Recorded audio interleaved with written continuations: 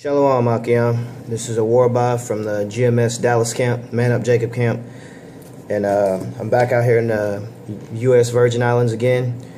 But even though this is a place where most people go on their vacation and do all these other things, the elect of the people, the elect of the nation of Israel still has to be edified. They still have to be woken up. So the work still has to be done. All right? Before I get into this any further, I just want to say, all praises to Yahweh Ba'Hashem, Yahweh Shai. Double honors to our elders who rule well.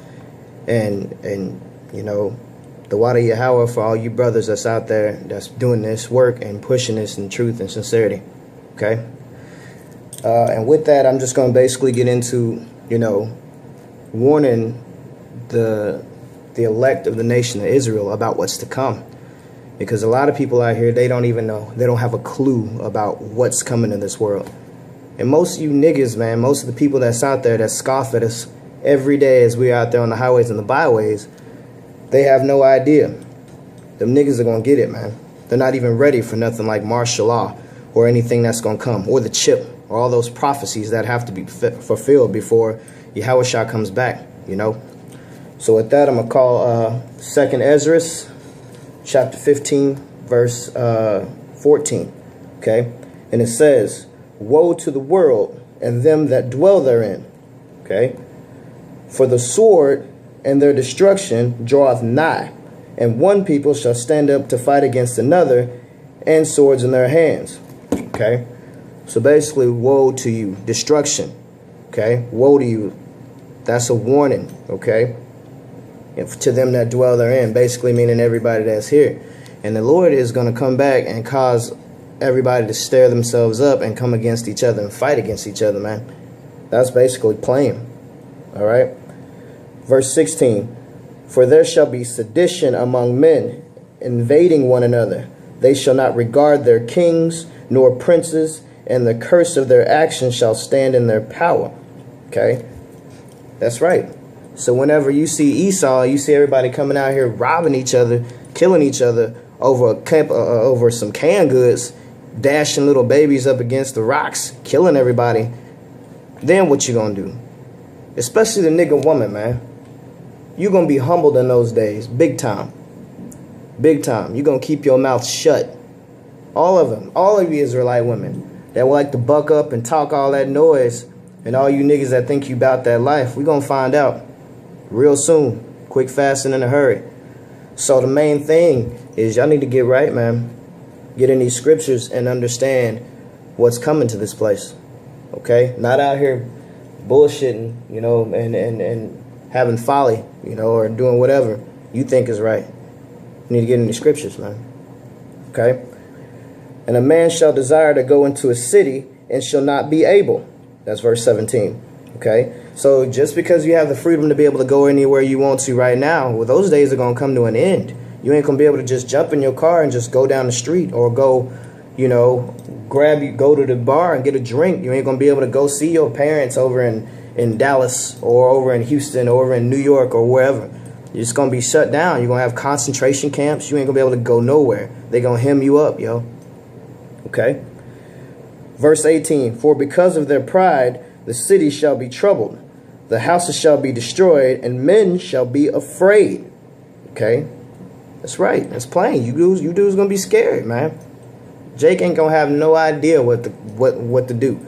And who I'm talking about is the nation of Israel. You Negroes, you Latinos, you Native Americans, man.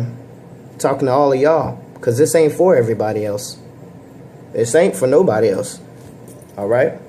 But the elect of the nation of Israel. Okay? And that's pretty much it on that. I could keep going, but that's my point. But I'm going to jump over to 2nd Ezra, chapter 16, verse 2.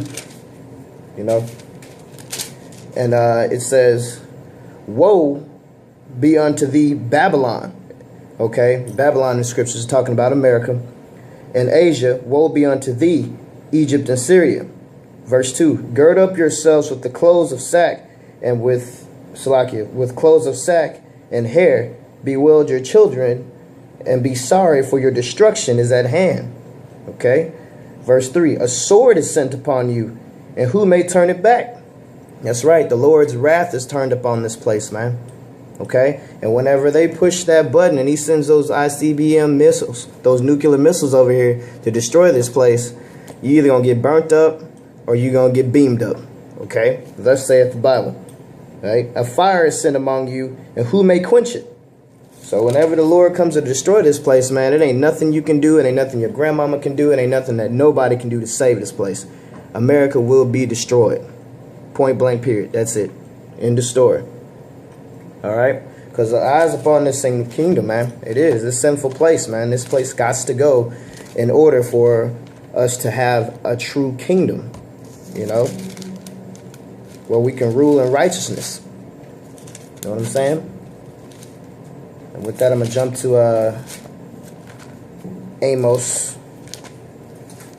real quick. Bear with me, Akian.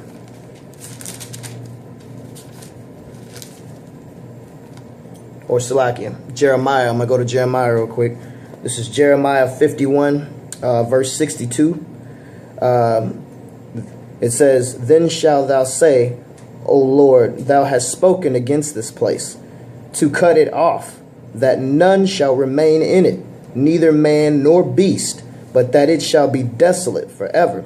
That's right, because after that, after they send those missiles over here and the Lord destroys this place ain't going to be fit to live in at all. Okay, so the Lord is going to beam us up and move us somewhere else. Okay, so I mean, you niggas got to understand, it's like you people just got to understand that, you know, America, a lot of people think that America is going to go on forever.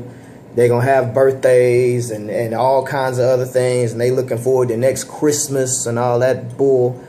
But we ain't got that much longer left in this place. The Lord is going to come back quick in a hurry. These prophecies are starting to speed up.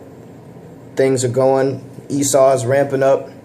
And the white man is going to come and bring hell on this place, and especially on Jake, on the nation of Israel. He's going to bring it hard on you Negroes, you Latinos, and Native Americans.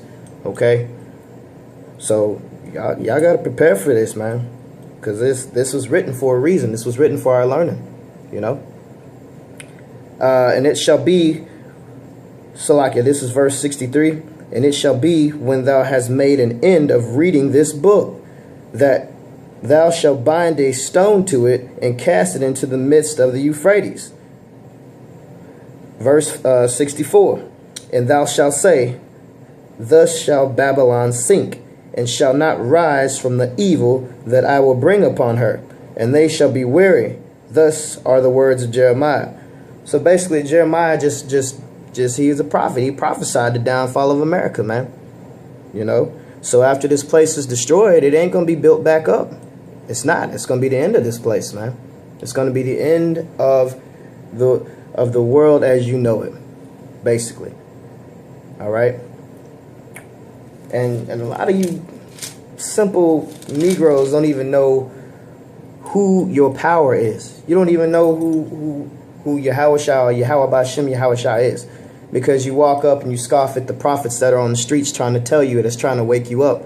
If you would get right and get some sense, maybe you would understand who your prayers should be going to, man. Not supposed to be going to Caesar Borgia.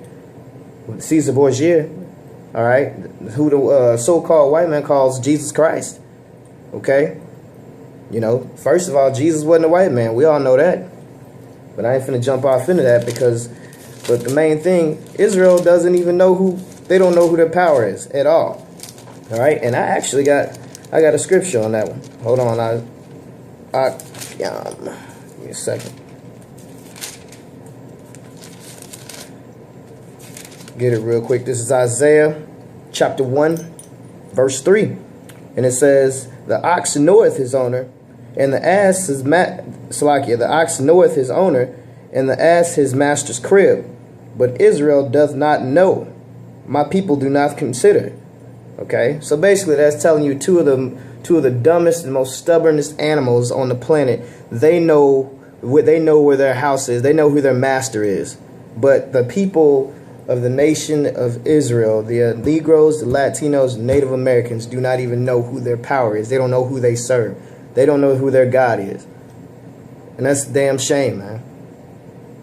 Verse 4.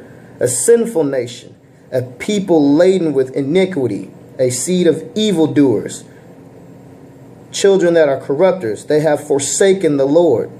See, it's right there. They have provoked the Holy One of Israel unto anger, and they are gone away backward.